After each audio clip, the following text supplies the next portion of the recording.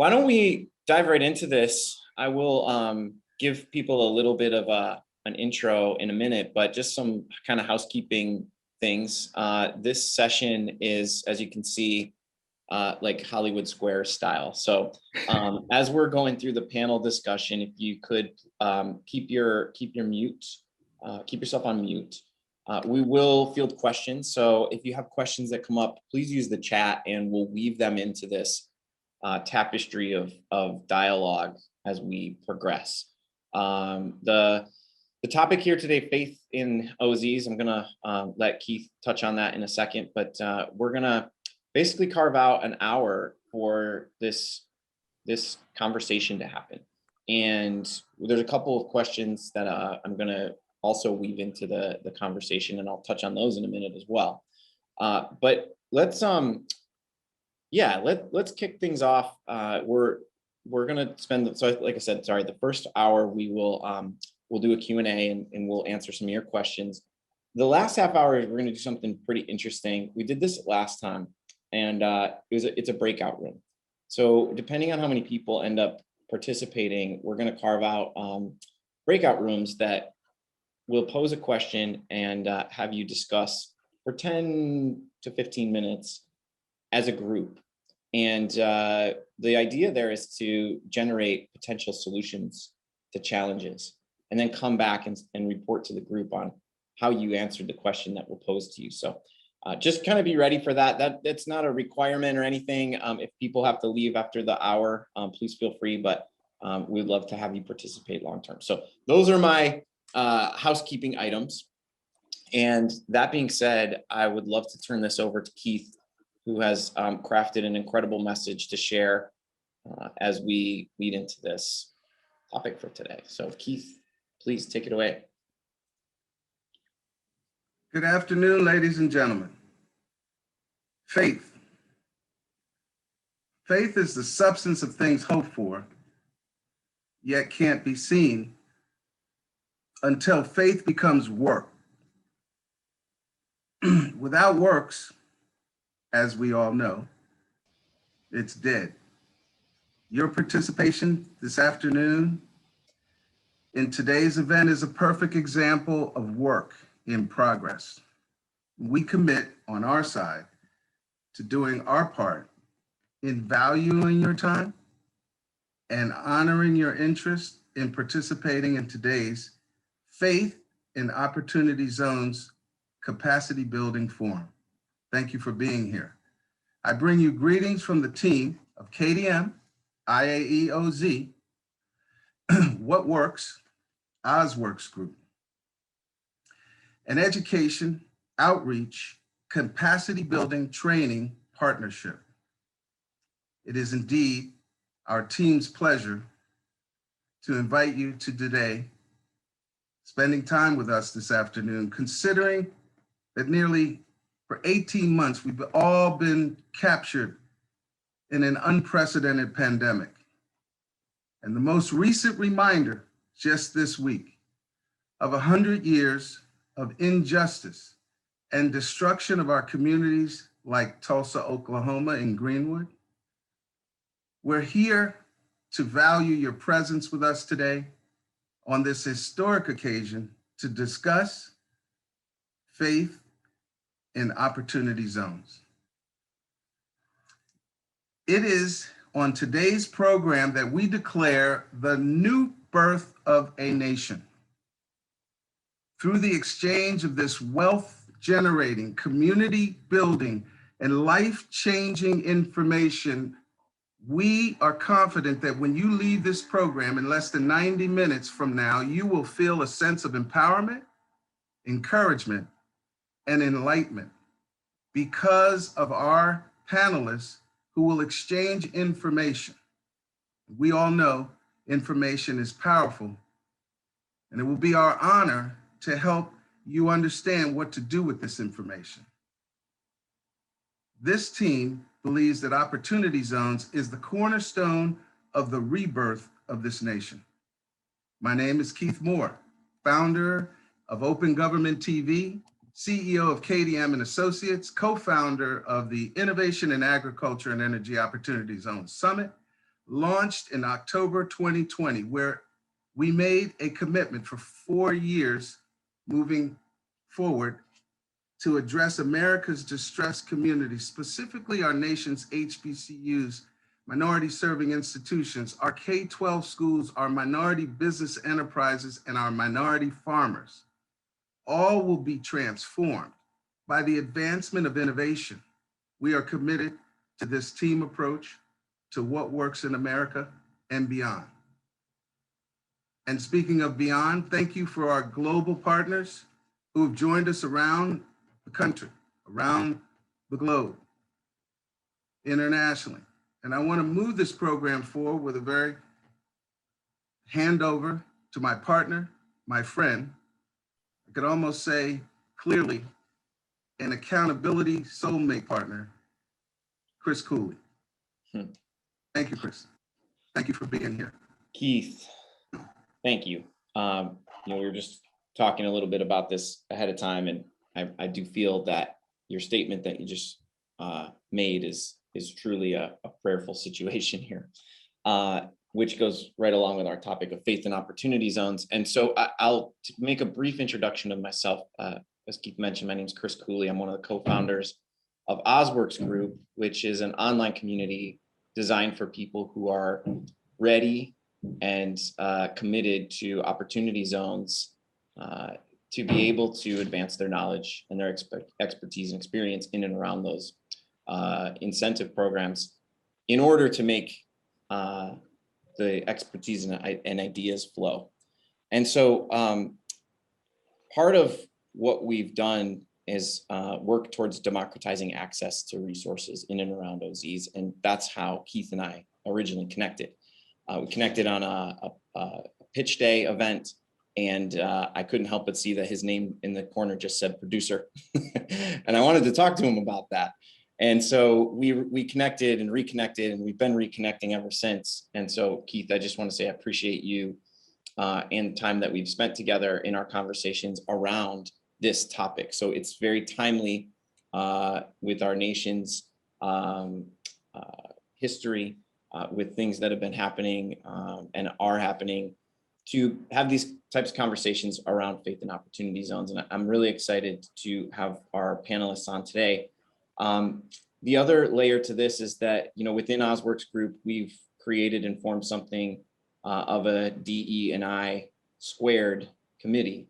And what we have discussed is diversity, equity, and inclusion from day one is an important factor in what we believe needs to be done to make this knowledge and insight accessible.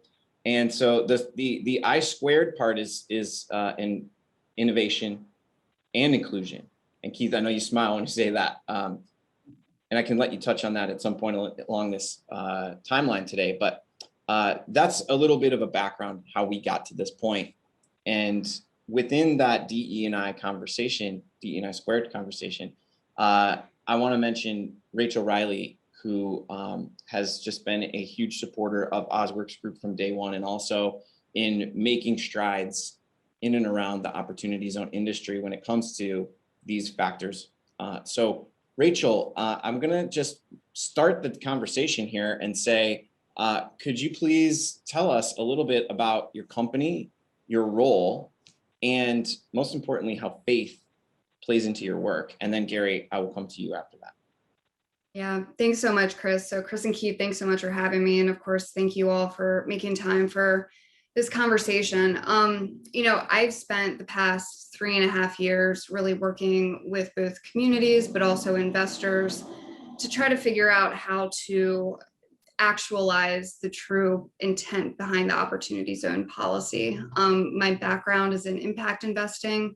I got involved as an AmeriCorps member right after Hurricane Katrina hit New Orleans. I quickly deployed to New Orleans and spent 2 years down there doing recovery and relief efforts. And my heart just really was sold in service to community, service to others. And that informed everything, my entire career following that.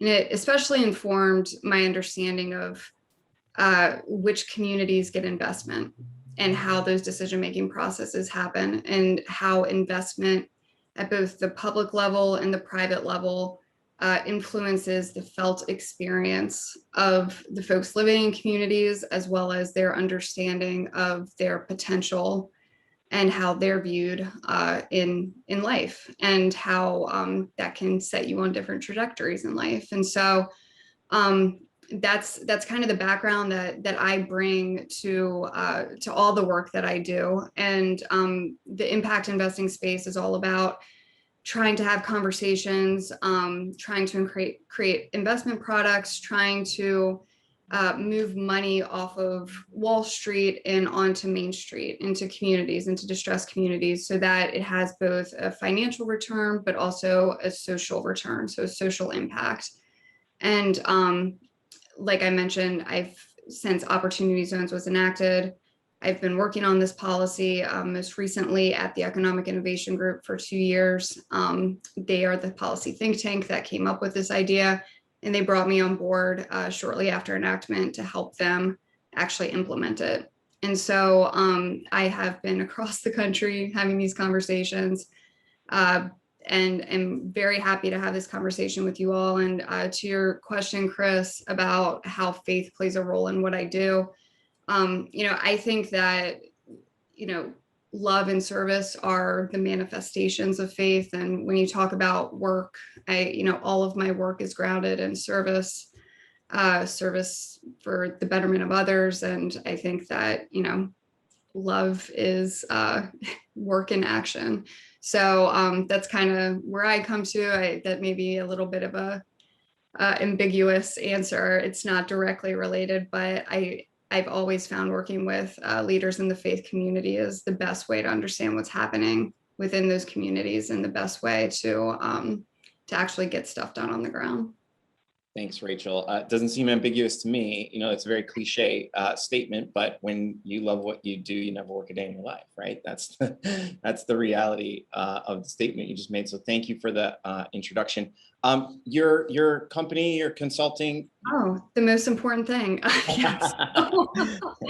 So I left the Economic Innovation Group back in December. I moved out of DC, moved to Cincinnati, and launched a consulting and advisory firm. So I do about 20% of my time with Opportunity Zones still, but then the remainder of my time has been mostly spent on helping Treasury and states and community groups implement different pieces of the American Rescue Plan. So that's taken up a lot of time lately.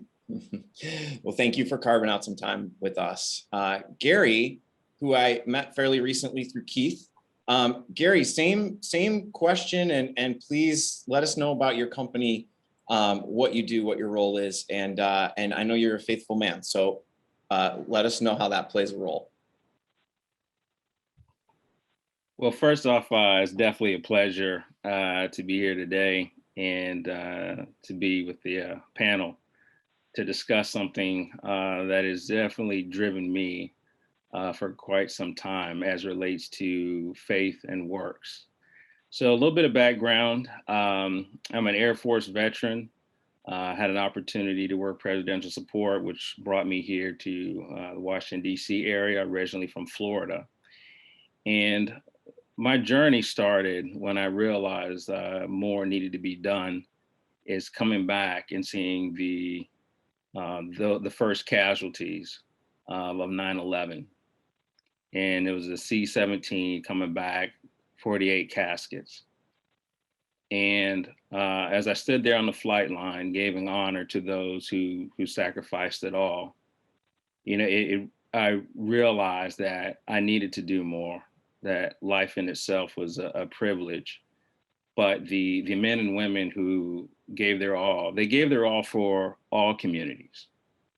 Some of them come from the most distressed communities you could have thought of, and still had a heart to serve. And so through their service, the thought is, why should there be any separation or divide between access to resources for their communities, versus access to resources for all communities? And so the military kind of makes it very simple. You're either part of the problem or you're part of the solution. So I decided to be part of the solution. That led me to grad school, where I got the master's degree in real estate development. And the whole thing was, how do I take my education and the privileges that I've been afforded, and how do I give back? And so I spent some time with Deloitte after grad school, learning about capital stack structures, but kind of the situation, this had to be in about 2013 is when I started BG Lion Star. So it was around that time. And the idea was focus on how do we attract private capital to help underserved communities who need it most. And by that time, I was leveraging the Community Reinvestment Act and working with banks and CRA initiatives to finally, leverage to say, what is the attraction that would help drive private capital? And then ultimately, OZs came along. And so having an opportunity to be from anywhere from LA to St. Louis to Detroit to Gary, Indiana, the same story kept resonating, that our underserved communities lack access to resources to advance and to be a part of the American dream. And even though they've also given up loved ones who in service to this country, they were still going without. And so that's when we kind of worked together and created a data analysis that would look at what do healthy communities have and how are they thriving versus communities that are not, and how do we address all of the deserts in that space, and then how do we work collectively with the myriad of different stakeholders to be able to not only address what was missing, but to see what policy tools or resources that we could leverage that would allow for an opportunity to create sustainable impact. And so one is social impact programs that are needed to address the communities. And then the other piece is the infrastructure. But if you don't have access to capital and you don't have access to a strong balance sheet, then what do you do to help make sustainable change? And so I understood long ago from going to Shiloh Baptist Church in Alexandria, which was founded by slaves, similar to the church that Keith attends as well. And we understood that the church was the center of the community. It was the collective of all talent and resources came together. And it started from when slaves were freed.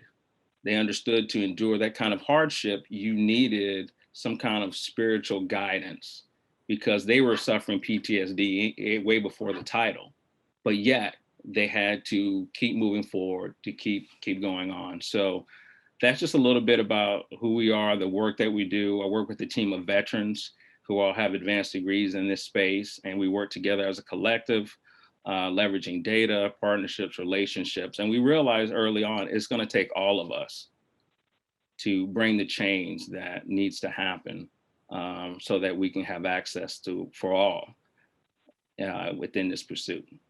Gary, thank you. You've touched on a couple of questions, and one of the purposes of this session today is to get to actions, but to do that through experience and sharing examples.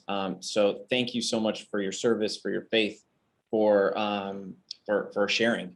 And yeah, we'll dive into this in a second.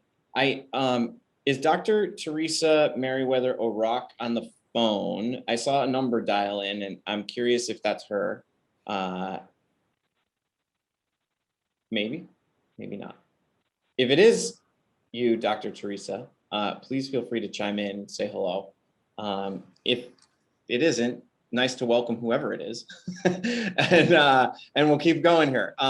So Rachel and Gary and Keith as well, you've given us, we've laid down the groundwork for this conversation, and there's 3 questions that over the course of the next 45 minutes or so I'd like to talk about, and they go something like this. What's the number one thing faith-based organizations need to know about OZs? So we're going to bring this full circle, and we are here to talk about opportunity zones. How can faith-based organizations utilize OZ incentives, and how do we attract private capital to investment projects in and around opportunity zones, right? And so I'm not saying that we're going to come up with all the answers today, but the reality is that there's very few conversations happening out in this OZ land around these sorts of topics. And so we also want to talk about the churches and the faith-based organizations, because as Rachel, you mentioned on our preliminary call, there's a lot of property and space. And one of the things that we look at is, how can we start to build rapport, relationships, and trust to make sure that we're coming at this from a collaborative way. Gary, you just mentioned, the church being the center of the community. And so let's talk more about this, right? Rachel, I guess maybe you could start with that first question. What is the number one thing that faith-based organizations need to know about opportunity zones? And this may go on for a few minutes. And Gary, feel free to chime in, and Keith as well. And Dr. Teresa, if you're there, we would love to hear from you as well. But Rachel. And Rachel, as you begin, can I just ask the audience to feel extremely free to put your questions in the chat box. All questions will be answered. This is a conversation that extends well beyond this. So this is a beginning. Thank you.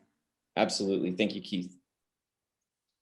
Yeah, so I think that if folks haven't had a chance to take a look at the map of where opportunity zones are, it's just really helpful to understand what the designations are. And so understanding whether your church is located within an opportunity zone, or even whether there are opportunity zones in your community, that's, first and foremost.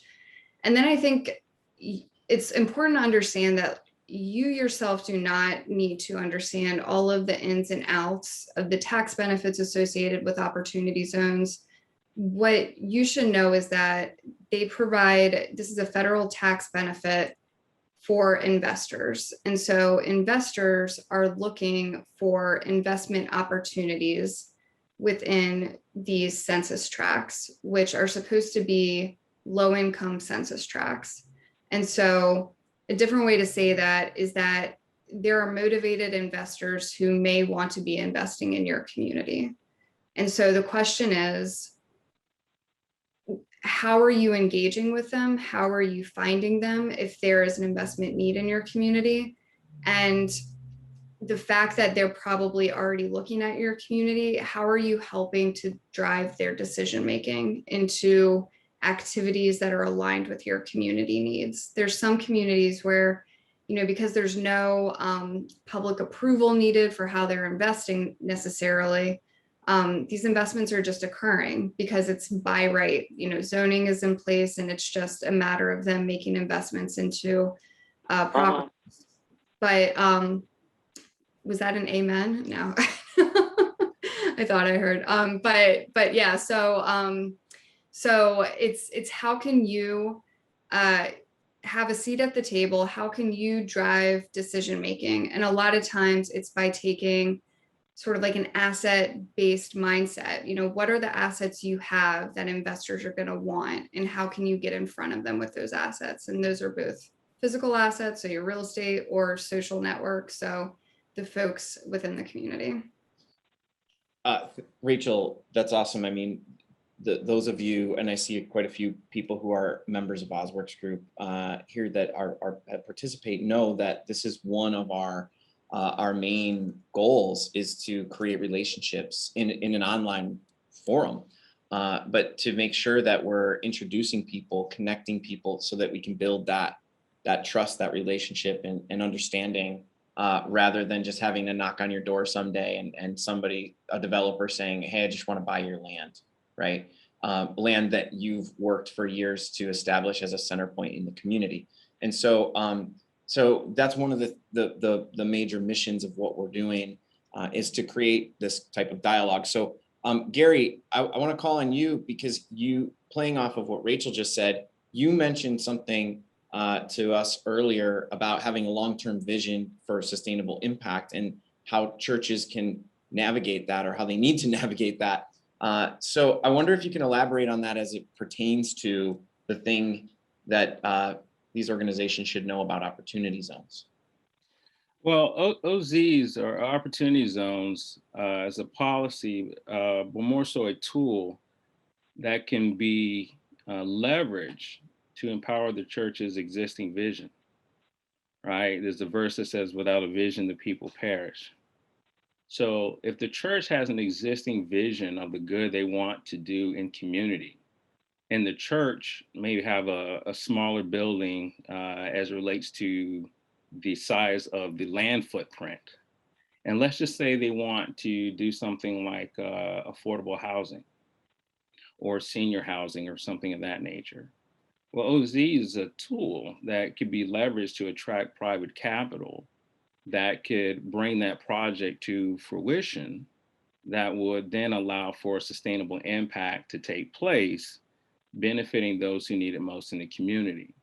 But the church has to take a leadership role with its vision and then understanding how do OZs, right, in its current form, empower that vision for the good or the change that they want to see in their community. And so that's something that must be prevalent. So they understand that they are empowered to control the narrative of what happens within the community and for the projects they would like to see move forward. Yeah, and this is great. I don't even have to really facilitate anything. There are questions coming up that are flowing right into the conversation here. So this is great. There are a couple questions in the chat, and it's about examples, right? And Rachel, I know you have some. So can you talk a little bit about faith-based communities, organizations that have utilized opportunity zones, and what sort of awareness there has been around this incentive in general? Yeah, and it's like we planned this, Gary. That was like a perfect segue because there have been two churches that I know of that have leveraged opportunity zones to execute on their vision. And it's the two ways that they've done this, that they've had land, they purchased land prior to opportunity zones. So they had land that was then designated as an opportunity zone. And they had a vision for these parcels prior to opportunity zones that involved revitalization and moving in retail or entertainment opportunities, which then creates jobs and tax revenue and things like that for their community, because they didn't see, they didn't see other folks doing that for them. So they wanted to do it for themselves, which, sometimes you just got to do, right? And so opportunity zones was a way to attract that investment. And so one example, and I'm just looking at it now because I will drop links to these stories in the chat as soon as I'm done. So one is the Meeting Place Church in Columbia, South Carolina. They did like a commercial sort of area, which included even new space for their church to meet. But it also was like a movie theater and other sort of commercial retail front uses. And then another example is the sanctuary at Kingdom Square Church. They actually had a number of revitalization projects under their belt along a corridor in Capitol Heights, Maryland. And so they then had this very large parcel that, once opportunity zones was passed, they sold because they were like, well, this just really increased in value. So let's sell this, but let's stay at the table and help to dictate what uses occur here. So we need more storefronts for franchising or new businesses. We need daycare. We need a grocery store because we're in a food desert. And they were able to then let the developer and the owner know that that's what the community needed. And we're seeing that come to fruition. So those are two examples of how churches have leveraged their land to then dictate what happens in their community. Rachel, that's great. And I know you sent me a few links as well at references. And so we will certainly follow up. If you want to put a couple in the chat, even just to show where those examples are and go to their websites. We'll also follow up with some of those in-depth links that you have with everyone through an email exchange. Gary, anything to add to that? No, I mean, Rachel really, she encapsulated a lot of it, and understanding with those examples that could do that are beneficial. And it's also about churches starting the journey. and being able to understand, as Rachel mentioned, that, land is an asset, it's a valuable commodity. And oftentimes there are subsidies, tax credits that are attached to that land that the church may not even know of, or may not even be aware of.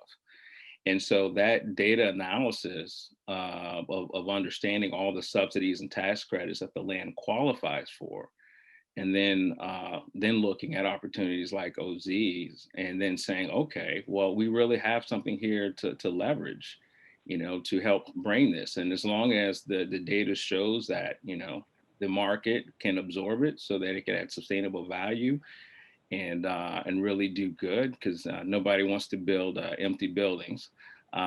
Rest assured, I think it could be a real celebration for all stakeholders involved. Yeah, there's a couple more great questions, and Rachel, I'm going to ping pong this back to you. One of the questions is more specific, right? Does a church have to be located in an OZ to engage? I mean, this is a location-based program, so you have to flow your capital through these locations, yes. But there may be some other examples of, utilizing this. I mean, the incentive applies to businesses that qualify as well. Now, those businesses can be remote. They just have to send the work through compliance. And, we don't have a legal team on this panel, but we do have access to plenty of legal teams. And again, it's one of the things that we made sure of when we created Ozworks Group, was that people would have resources to these types of knowledge bases. So, but Rachel, I mean, you have been part of the policy and the incentive really from inception. So do you want to talk a little bit about some of the creative ways that people can utilize the OZs based on the location?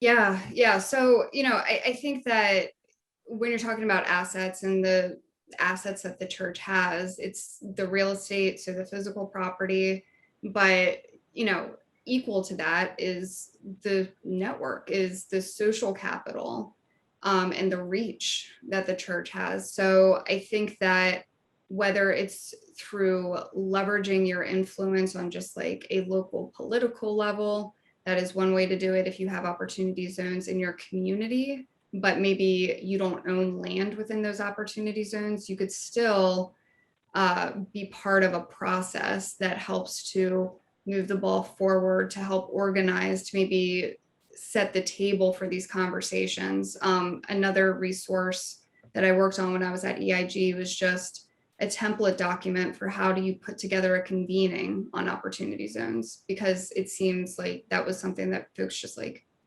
we want to talk about opportunity zones. Who needs to be at the table? What do we talk about? So that's one way, but also, the nice thing about opportunity zones is that it is a tax incentive on capital gains. And so you must have capital gains in order to be eligible to invest and receive the tax benefit. But other than that, there's no minimum amount that you have to invest. And so we actually just ran a report in Ohio, and the majority of investment size was, around $25,000, $50,000. And so that's a lot for me. I'm not going to lie, but there's probably folks within the church or within the church's network that if you cobbled together through a fund structure, a handful of 50K, 100K investments, you could start an opportunity fund, maybe through a joint venture, because you would probably want a fund manager who has some expertise there, but then start making investments into opportunity zones locally. So, that I think it takes a little bit more of, it'll take a little bit more of like commitment or capacity to get that done, but it's an option. Yeah, Rachel. Hey, Chris, Yeah, Keith, go ahead. let me add that Reverend Nixon, who's representing himself, Alfred Street, and even all of his other ministries, and he's had a series of questions here along with the other great questions. And the comments to this point have been so excellent.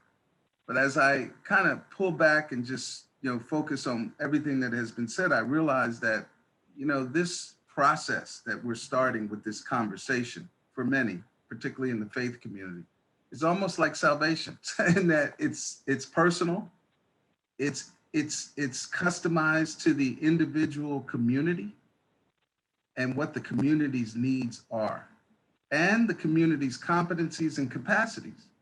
So there's no one answer that broad brushes every faith community, which then, as I further listen, I recognize that there's a responsibility and an opportunity for both developers and investors to engage with the church community so that the comfort level and the confidence level only scales to a point where there's literally a transaction that ultimately occurs, a transaction that ultimately achieves the mission both of the church and that particular community.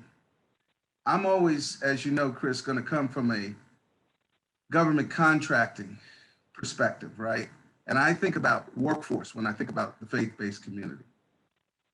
From the youngest and the Sunday schools that nurture values, nurture and train leadership skills, to the sermons and what happens in the church community with both fellowship and the external connection to the community. That's a vibrant asset in itself. I almost wish that the Treasury would quantify that into some value, but I guess it does when it comes to how do you bring a developer and an investor together. So Reverend Nixon has had some questions here that I know Rachel easily can answer, and you, Chris, and even Gary. But for example, the consortium of churches, can they work together? The answer, I think, would be yes, for sure. Obviously, the consortium would need to represent, a like-mindedness. They need to figure out what their community attack is, if you will, by building that consortium. So I'm wondering if we literally, where are we on the range of having answers? Or are we so new in this conversation that we really don't have the answers until the questions are asked and we put it out there for a commitment to get the answers by and by, one day at a time? That's kind of what I'm sensing. And thank you, Reverend Nixon, for representing these questions, and I'll turn it back over. That's my, Keith, thank you. what I've heard. The answers to part of the questions are very straightforward, right? In compliance and all of the very cut and dry parts of opportunity zones. So, Rachel doing her Rachel thing, like somehow looking into her crystal ball, and ESP like answered Mr. Nixon's question here as she was speaking and as the question was coming out, which is, yeah, you can certainly be creative and combine. Now, your comment, Keith, about the like-mindedness, the connectivity is something that Gary also talked about in our preliminary call, which, Gary, you mentioned, an abundance mindset, an open mindset. You also said, in parallel to what Keith just mentioned, which is, these plans, these strategies need to be customized to the individual communities. So the answers from a legal and compliance standpoint, OZ lawyer, OZ accountant, like we have access to all those. It's the question about alignment and trust and relationship that I think, Keith, to your point, is starting now and today and with these types of discussions, so that the easy, let me just use that in air quotes, right? The easy checklist can be done. Gary, the thing that you said was that you mentioned space, social impact space being a niche. And as we talk about the specific needs of communities, I wonder if maybe you could elaborate on that, and hopefully you remember that part of the conversation that we had. I'm being a little general, but I'm hoping that you can elaborate on it. Well, it falls under the auspice of that you can do good and do well, and that investment in people and communities is a good investment. And for investors who may not typically invest in the social impact space, my goal or focus is I hope that they will. Because one of the things that these communities that have been marginalized, they've been starved of both civic and private investment. And we need to be able to change the narrative to see how can we attract private capital in a way that is needed most, especially with our cities who've been hit hard by COVID. There've been increasing amount of deaths in underserved communities. But it takes the right kind of investor who really has a heart for people, right? I mean, there's a verse that says, out of the heart, the mouth speaks. So when you have an investment firm that has policies, that has agendas, that has goals to be part of the solution versus part of the problem, you know, the social impact investing is not going to be for everyone. It's available to everyone, but it may not be on everyone's agenda because they may have underwriting guidelines for the type of investment funds that may focus on particular markets across the board.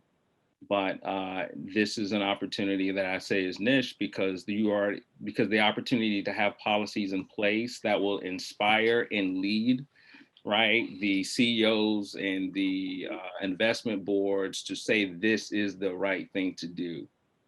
We will have a focus or a goal to deploy, whether it be equity or debt, to aid in the rebuilding of these communities and partnerships with churches and other community groups to do it in a collaborative manner. And so you already have to have an investor who's already got the wheels turning, because a cold pitch is a hard one, trust me. And so that's why I said, you know, it's about really being in alignment across the board, as you mentioned, with the right kind of investor who sees value.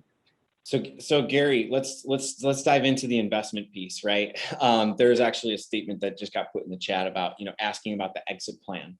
And I will tell you that, you know, we will share with everyone past events, past panels, video components that the common thread is an exit strategy, right? And that means having a vision for the future.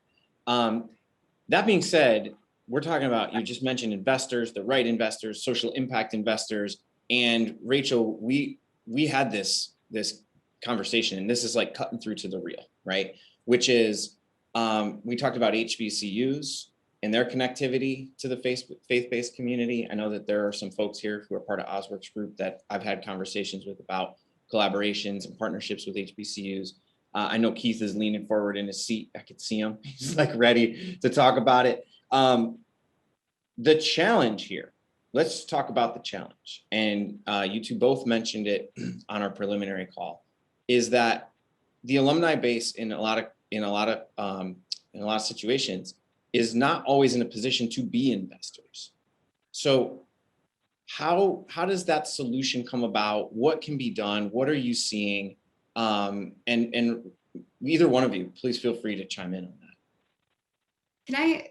I feel like I have like 3 comments from like 4 comments ago. So yeah, go for it. I want to just do some rapid fire. Like, first of all, there was the comment about like, should we wait, right? So number 1, this is a perishable benefit. It is time limited. So there was a lot of outreach done in 2018 and 2019 into communities. And so if you were missed during that outreach, there will not be another outreach effort like that. People are off to the races, and some of the benefits associated with opportunity zones have already expired, and another big benefit will expire at the end of this year. Like, act now. Like I cannot say that any clearer. Like, there's just no time to wait on it. And I say that to encourage everyone to like get engaged in it. So that's number 1. Number 2, on the exit strategy piece of it.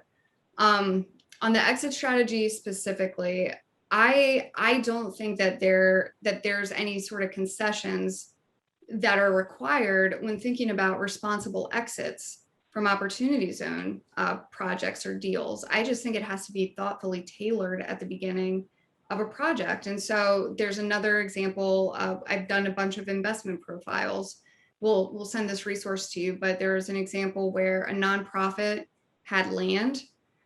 They retained that land, but then had an OZ fund come on and develop a property. So they retained it through a ground lease. The OZ developer came on, invested, developed a property. That property is going to be office space for the nonprofit and reentry homes for formerly incarcerated men in the community.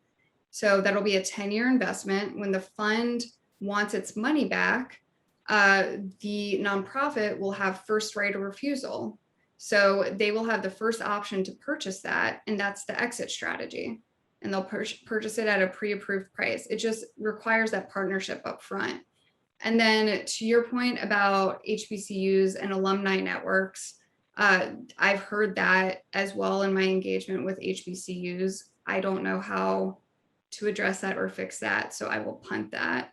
And I also would love to hear what other folks think and what the experience has been there. Gary, do you have any thoughts about in your experience with investments? And part of the purpose of this session today is to have a breakout room in about 10 minutes, where the intention is to have you all who are participating in this brainstorm and share your experiences, and then come back and have a representative to share that with our group here. So Gary, any thoughts as far as the investment piece or any other parts? Because I don't want to move too rapidly along. Rachel, thank you for coming back to a few of those things. Well, one of the things is dealing with the funds offering memorandum. You know, it'll be clearly articulated what the exit strategy would be from the investment fund cycle following to the actual exit strategy. And the investment funds, especially those that I've been in contact with, really go in and articulate it clearly what they think the strategy will be, the strategy timelines from the capital raise to when the fund hits maturity to implementing the exit strategy. But it's not a cookie cutter approach. I mean, there's different ways to do that. Kind of thing what Rachel was speaking to as relates to the initial conversations that are had with the church and the local community group, maybe even in partnerships with the HBCU. So there's definitely some variety on that piece that I've seen. I haven't seen it done the same way every time, but it's more malleable. It's really what works for the investment fund, its investors, who may be limited partners, or they could be in a position where they're general partners, to see exactly, you know, what's the win-win for them, especially depending upon what subsidies are in the deal, what tax credits are in the deal, the formation of the deal, even the timing of the deal.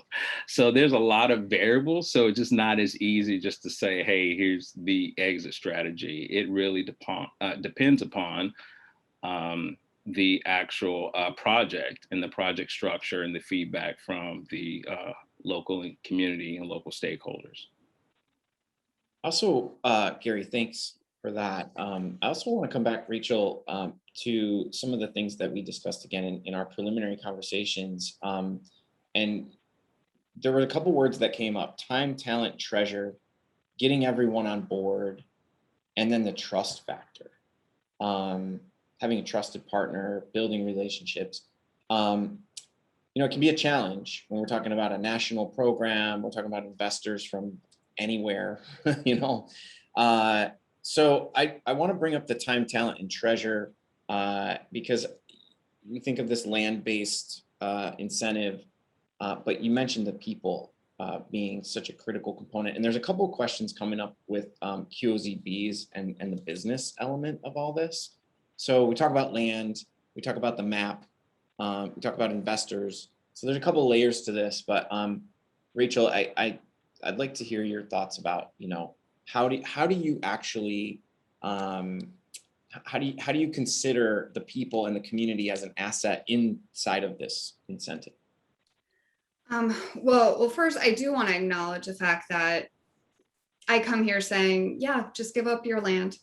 Like I understand the hesitancy around that. I understand that that is a tough conversation. I understand that that is such a loaded statement, and it comes with, you're going to need a trusted partner that is going to do right by you, is going to help you structure it properly for the mutual benefit of all partners and the community. And so it's not just as easy as sell your land to a developer and an investor. And sometimes a ground lease is a way to retain some control over what happens on that piece of land. But in a lot of cases, your land is your asset, that's your wealth. And you don't want to see other people create wealth on what was your wealth. I completely understand that. So I just want to acknowledge that. So that's one piece of it. The time, treasure, talent piece of it. I also understand that a lot of churches may have limited capacity and folks dedicated to thinking about things like this every single day. And so I do want to note that there are initiatives that help churches think through this. There's one called the Faith-Based Development Initiative in the Washington, D.C. area that is run by a nonprofit called Enterprise Community Partners. And Chris, I think it's one of the resources I asked for you to share with folks, but it's a technical assistance program that does just this. It helps to bring trusted partners to the table for churches, helps churches create that vision, create that strategy, and helps execute them all the way through to the end use of the project. So, take a look at what that entails, and I think it provides a good roadmap. And as far as QOZBs within the community, which was the thing you asked me to address, Chris, and I just started talking about other things, but you mean like how to think about the folks within the community? I mean, I just, everyone has a role to play in this, because the most important thing that is occurring on any given day is not happening at the national level. It's happening to the person right next door, and the person across the street, and the property next door, and the property across the street, because it impacts your welfare and your investment. And so I just think it's best when everyone is involved. Yeah, and I will say, I want to, yeah, Keith.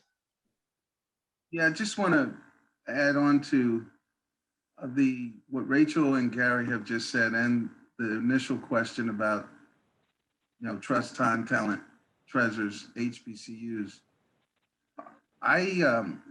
This conversation made me recall my own experience being we had a CDC at our church in New Jersey, Community Development Corporation. This is well before Opportunity Zone.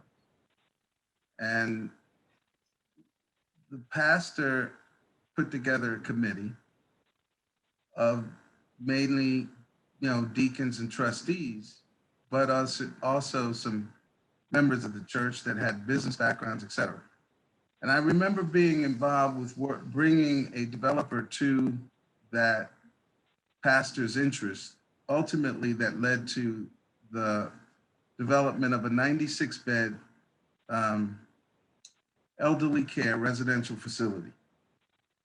It was perfect for that community because the community was comprised of elderly citizens, not only members of the church, but that surrounding community. So it addressed the community's needs. And like at Alfred Street, pastors, board members, leaders, parishioners have the ability to engage in their specific community in ways that they can become solution providers. And that's what's exciting about this two-way exchange of conversation, because it is the developer and the investor that also must identify that trusted advisor and stakeholder within that particular community.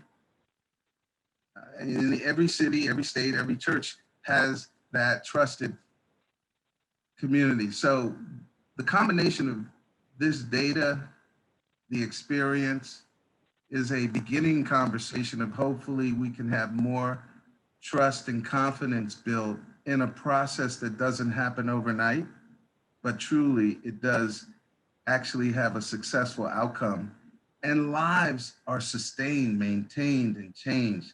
And that's the beautiful thing about putting all these conversations and definitions together between social impact, tax incentives, et cetera. It's a beautiful thing when it works. Mm. So Absolutely. just And wanted to throw that in. yeah, I mean, I want to encourage people also to know, to think about and understand that the businesses within these zones are also can also take advantage of the incentive. I mean, Osworks Group is a practice what you preach type of situation.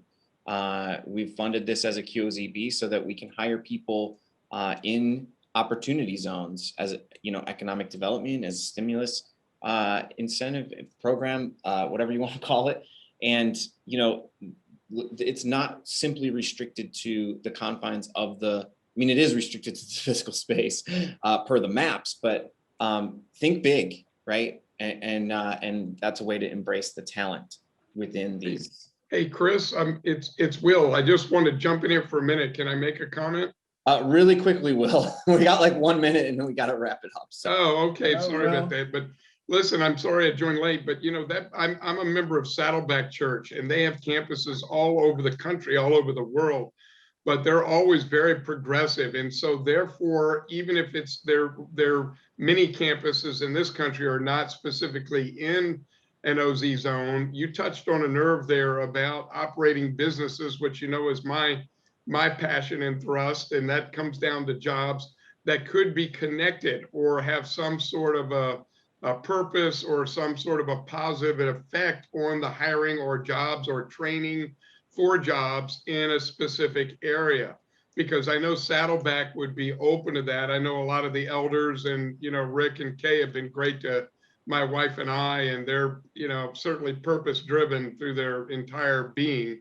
So that's just a thought. If you can kind of outline what that would look like, that can help me, and I'm sure others go and kind of see what kind of response we get from some of these more powerful multi-campus entities. That's it. absolutely. Thank you, Will. Appreciate that.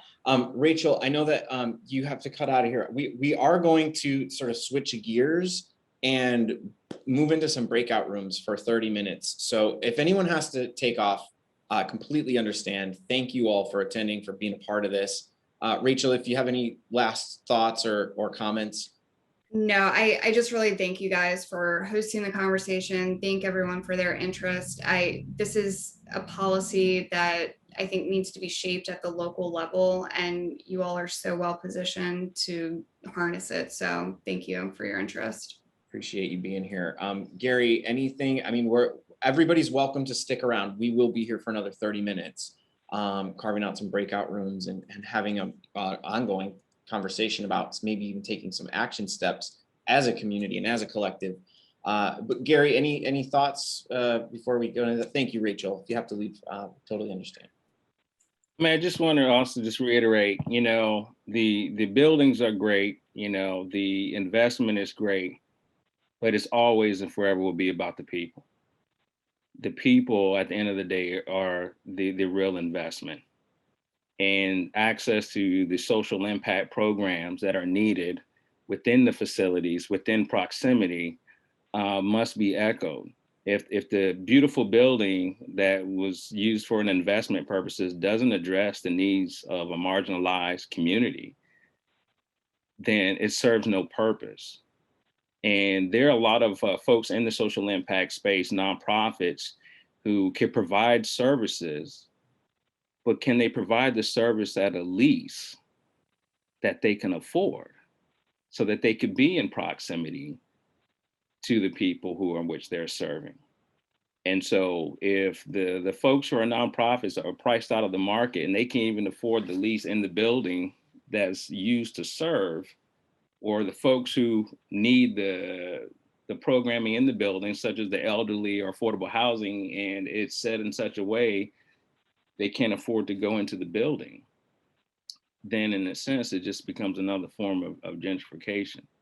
So it's really about the people, right? It's always about the people. And I just want to make sure that that's reiterated. And then once we solve the piece that serves the needs of the people, then like additional sides on the plate. Once you have the entree, then you can add in all the sides and it all can come together and we all can enjoy it. But let's also remember that we can also to enjoy the cultural diversity and the richness and understanding the history of these communities, right? Who survived all these years without any kind of investment, so that as the communities are built up, it's built first with the people who help make the community what it is, and their opportunities to see them as a asset and be able to tell the stories and have cultural significance like museums and art and things of that nature that retells the story. Absolutely. It's a beautiful thing. So what we're gonna do, and this is a format and a formula that we use at Osworks Group quite often, which is the breakout rooms. We use it to connect people, to get you introduced, to spark creativity and innovation, and to pair people up in ways that they maybe never would have been in the past. So this is a total, we ran it last time, it worked. It was an experiment that worked. So what we're gonna do is, I'm gonna hit pause on the recording here in just a second. I'll turn it back on when we all come back, but we've carved out breakout rooms with 4 to 5 people. And I will send out a question that we want you to discuss for about the next 15 minutes or so. So we'll set out a little warning, you'll come back. But the question is, how can faith-based community leaders harness OZs to positively impact their communities? And this is intentionally an open-ended sort of question. You may be paired up with somebody who is an opportunity zone expert in some way, and they have a way to contribute. You may be paired up with a developer. This is kind of the beauty of Osworks Group and having a bunch of people here from our network and even through Keith's network as well, is like we all come from different backgrounds and all have different perspectives. So we want to throw everyone into the blender of the breakout room. And when we come back, I would love for your group to have a representative, if you feel compelled, to talk about what happened in that discussion, and we'll wrap up in that way.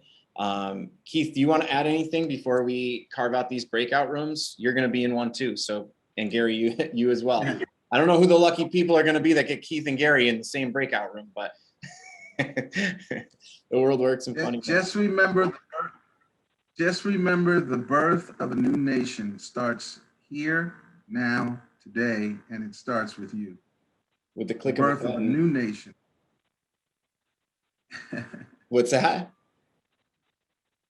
The birth of a new nation starts with you here, now, and today, because the content, as I promised in the beginning, was going to be so rich, encouraging, and empowering. Undoubtedly, undeniably. Questions in itself show us that. So we look forward to shaking it up and seeing what we come out back with. Let's shake it up. We definitely had some people that had to cut out at 3, but I know Madeline has some breakout rooms teed up. Be patient if you're in there and nobody's there. We'll rearrange them. So just hang tight, and we'll make sure that you get arranged with some other folks. So here we go. Thanks, Madeline. If you're there. There we go.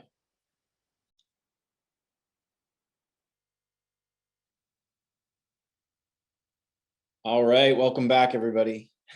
I think everyone's coming back in here. I have a tendency to close these down and have people in midstream or mid-thought or mid sentence, and so I don't see that happen here. I hope it was still very productive and that you had a great experience there. So, would anybody like to share? We've got 10 minutes, and I know the question posed here was about, you know, faith-based community leaders being able to harness opportunity zone incentive for their communities. Anybody have any big takeaways they want to share that came out of their group? It could even be questions like, how do I even start? Where do we start? I think it's kind of funny that, Keith, you got paired up with a bunch of team members from your own team.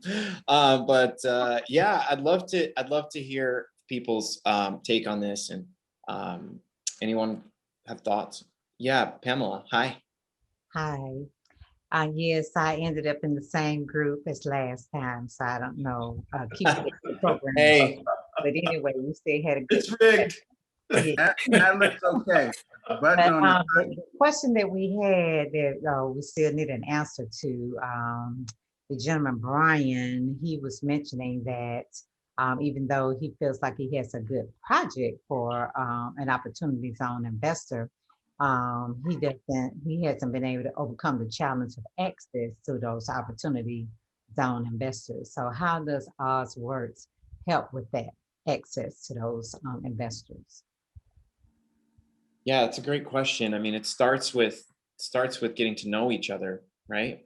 I mean, there's a lot of money flowing through opportunity zones, and one of the challenges that I see and that we face, and something that Keith and I have talked at length about, is how do you position yourself in a place where you've never been before, and vice versa. You know, I mean, there are also a lot of investors that are saying, where are the places to invest in? You know, and so part of the intention around OzWorks Group is to make those connections happen, and start the relationships, and start the dialogues.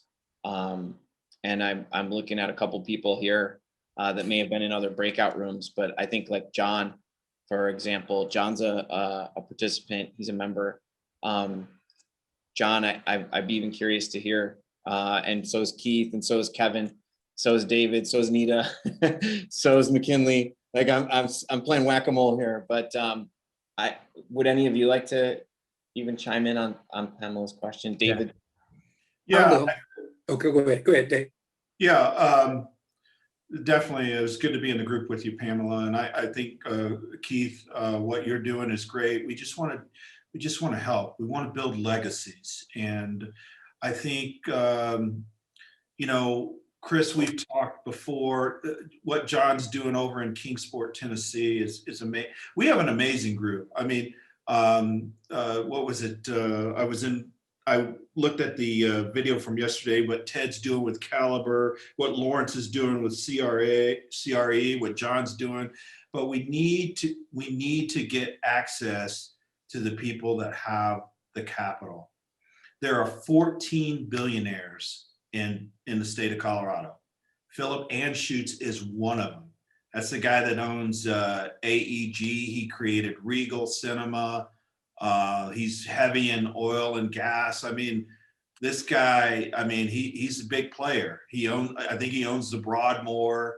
I think the guy that started the Discovery Channel is right here in Colorado. So we need to get, I think if we can get access to the capital and to the banks, you know, whether it be Wells Fargo, Bank of America, so on and so on and so on, as we grow out projects, we can help other projects. Mm-hmm. Does that make sense? Well, yeah, and David, something that Rachel said in our panel discussion is, you know, you don't need $5 million to do this. You know, I mean, from a property standpoint, yeah, maybe. And I know a couple of people here have been privy to a project that a woman who's a member of our group has been working on, and still is working on, who needed to raise $18.5 million in a month, less than a month. And I will tell you right now, Pamela, we got her in front of at least a dozen investors just by making a phone call. And these are white investors with a Black woman heading up the project. And that's been something that we really, really want to make sure that the access is there, that the possibilities are there, and that we're making it available to anyone, you know? And so I hope that answers your question. It's a platform and a community for really getting to know people.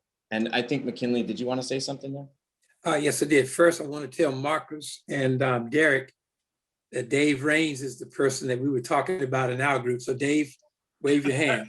Hey, how's it going? These guys they're gonna be calling on you. I'm ready. Please, at any time. I don't sleep much.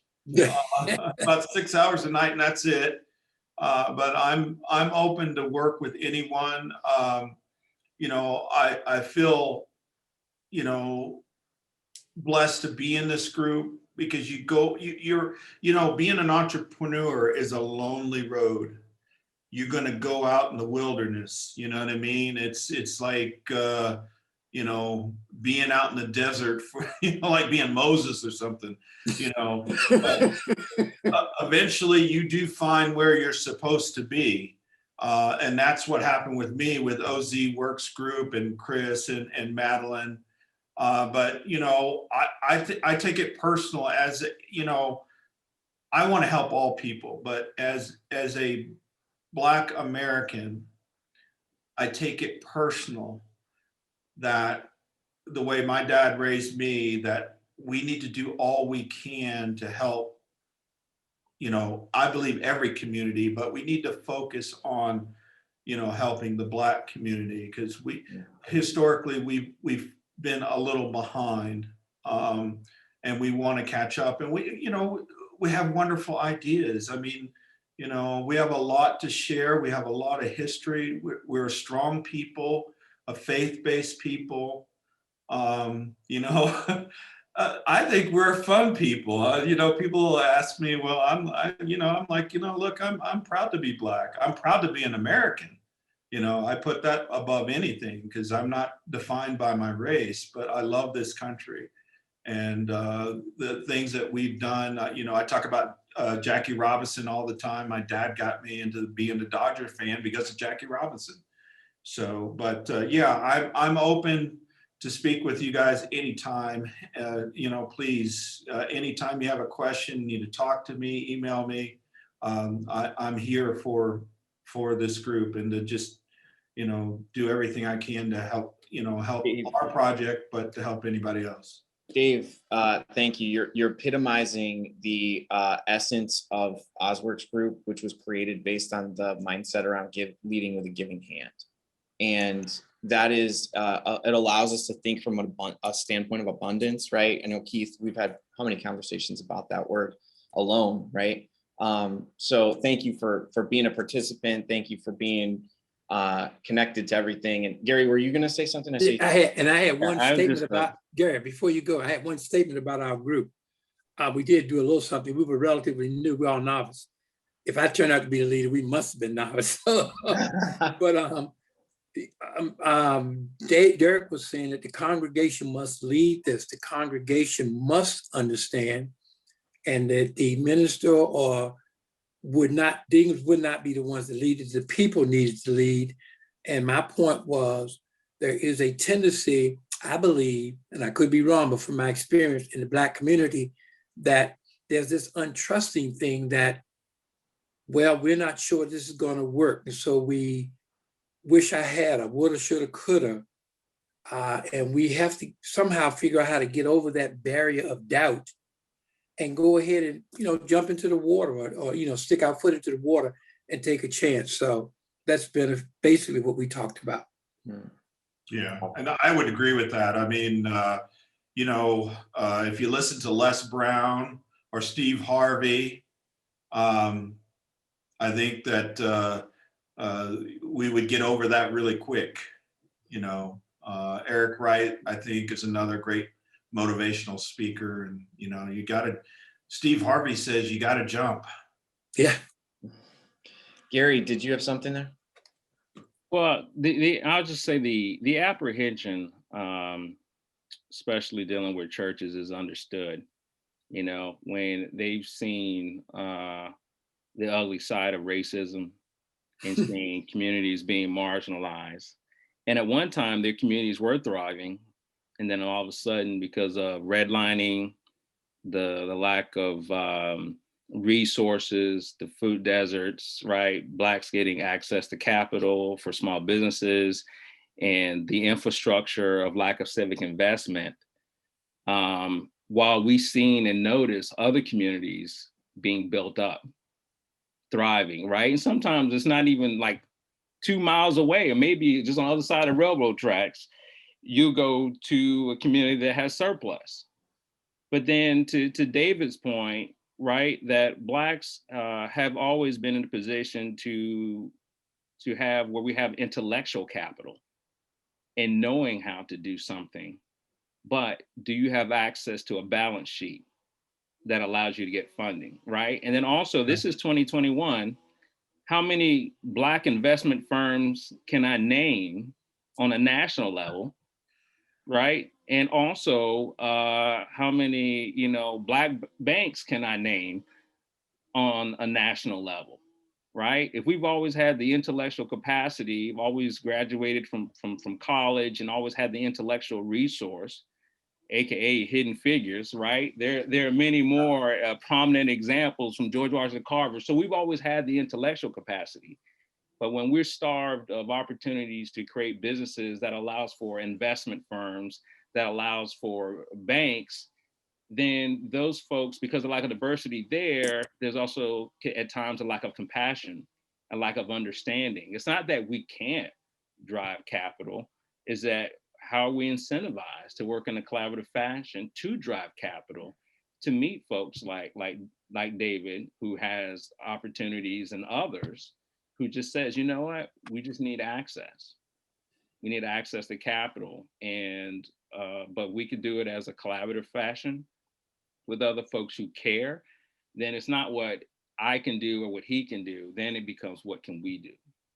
What can we do as a collective? How can we share resources so that all will have equity in their communities? Yeah, As- absolutely. As Oh, Keith, hi, this as is Keith- Teresa. Yeah, Teresa, hi. Hi there. Thank you so very much for convening this afternoon. So I joined the group a little bit late, but certainly heard some very inspiring thoughts and ideas come forth. One of the things that I want to say, and I think that my friend talked about several key points: collaboration, incentivizing, and also this whole issue of access. So let me establish a framework from where I come from. First of all, I was born and reared in the South, in Tennessee, and have spent all of my life in the South, between Tennessee and Georgia and some other states, and now back in the state of Tennessee, in the Nashville area. And you are right, whoever talked about the growth that is taking place in this area, because when I grew up, we came through here and all that I saw was, excuse me, let me just, and all that I saw there was, just, what is it? The country music pieces by the side of the road, but that is no longer the case.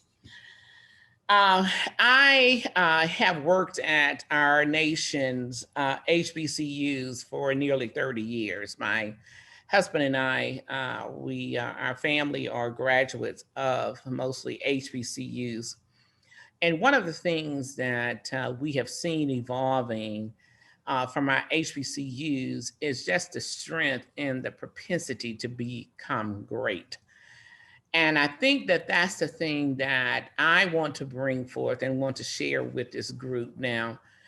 In many of your communities, there may not be an HBCU, but our HBCUs have alums throughout the nation, across the globe, that are well connected within the community, and they know how to make things happen.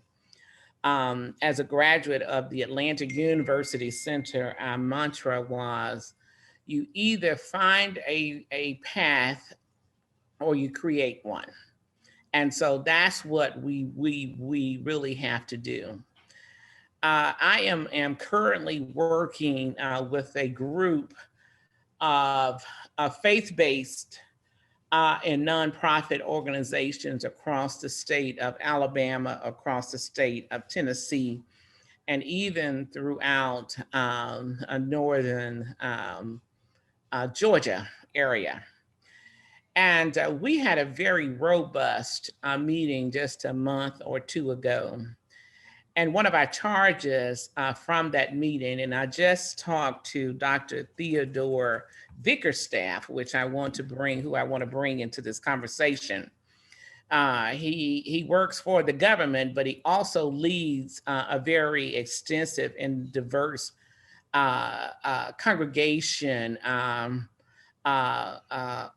what do you call it, ministerial association across the state of Alabama, which of course is very diverse. And one of the things that that group left us with was for us, the leadership of the group, to go back and to develop a pathway for them. And I think that that's the thing that is really, really missing here. As my brother talked about, there is a willingness, but that willingness doesn't always come with the know-how. And so we have to be very intentional about the work that we're doing and making sure that we're not leaving behind people, rather we are empowering people. And the way to empower people is to give them the knowledge and equip them with the tools that they need to be successful. What I would suggest for this group, Mr. Cooley, and also for my good brother Moore and others who are involved here, is that we step back now and really begin to look at developing a pathway. What is a pathway? What would that look like? And in developing a pathway, we also have to take into account aspects of diversity. Colorado looks very different than Missouri. Looks very different from, Ohio and some of the other communities where we are. One of the great things that I'm involved with now, and it has just really opened my eyes and deepened my understanding of economic development, is that I'm a part of the Appalachian Regional Commission Fellowship Program. Probably one of three Black and brown people who are a part of that leadership group, but it has really opened my eyes to where we are still in this country in terms of issues of disparities and how important it is to bring our communities forward in terms of economic development. So the point that I want to leave with, and we can talk about this a bit later, is that we focus strategically, very intentionally, on developing a pathway, a framework for better connecting our communities. And that pathway is going to look different based on whether I'm in Nashville, whether I'm in Albany, Georgia, where I spent 16 years working at the university there, or whether I'm in Atlanta or Denver or some of these other communities. So listen, I'm on board, very passionate about the work that we do, very passionate about the role of our HBCUs and how we have tentacles not only within our communities, but tentacles across the globe. So thank you so much, Dr. Arak. And I do want to say we're about 10 minutes over our scheduled time. I so appreciate all of you hanging out. This is incredible. This is the point, is to create this ongoing dialogue. And Keith and I, we'll circle back like we always do. Gary, thank you so much for being a panelist. Thank you all for being here. And if anybody has to leave, please feel free. I know we're a little over time, but yes. I think as we continue this conversation offline, outside of this group, Keith, Dr. Arak, I'd love to kind of connect with you both. And I think there's already a pathway that we have created and established. It's a matter of getting it in and distributed in a way that is accessible, and so it's really, we'll be following up with some emails. You'll see some more resources that will be easily accessible to everyone, and we'll continue to have these types of conversations. So thank you all. I can hang out for another minute or so, but Chris, let me take a minute and to summarize, because from the beginning, I made a commitment to each one of you on behalf of our partnerships. And that was that you would leave here more inspired, more encouraged, more informed. And I don't think anyone would raise their hand if I asked if that wasn't the truth. And so we're about truth, moving truth to power. You've heard many points of information. You've been given links. And, you know, our focus today was on faith, things that we can't see, but we hope for. But, you know, faith doesn't work unless we work it. This is a community right here, right in this section of 15 people. In my new coming to a partnership with Osworks, and now actively, passionately purposed to align with the DEI squared, diversity, equity, and innovation and inclusion. You all represent geographic areas of that diversity that is passionate about equity, bringing about your best innovation, and making sure your state, your community, your faith-based institution is included. Those are exciting, encouraging, and very real things that I think I'll close by saying, the government is the largest buyer of goods and services. And David, there in Colorado, if you ever want to engage with your large businesses and the 16 billionaires, you start talking about what you can bring to their table. I think if we continue to have this table and grow this table and commit this table to our common shared values and missions, we bring something significant that we couldn't bring before we had this conversation. And so I'll raise my hand first and tell you I'm fully committed. You can depend on me, but it's never about me. It's always about our team approach to your success. Thank you for being a part of this conversation today. Emails are available, phone calls are scheduled. Hey, David, I'm coming out to the championship, and it's only around the corner, and I think I can get that. All right. Yeah, make sure you email me. I'm thinking about going to the game. You know, I probably will buy a couple tickets. I'd love to meet up with you. Maybe we can get Mayor Hancock to meet up with us. And he's really a good guy. I really do like him. And, you know, I don't know how much longer he'll be mayor, but I tell you what, he's a gifted guy, and he's somebody that I would love to see us pull in to, you know, for his next adventure after he's mayor. But I'd love to hang out with you. Please, you know, get in contact with me. You know, I am inspired. Chris can tell you, I don't know, I'm always fired up, but I am totally inspired to be part of this group.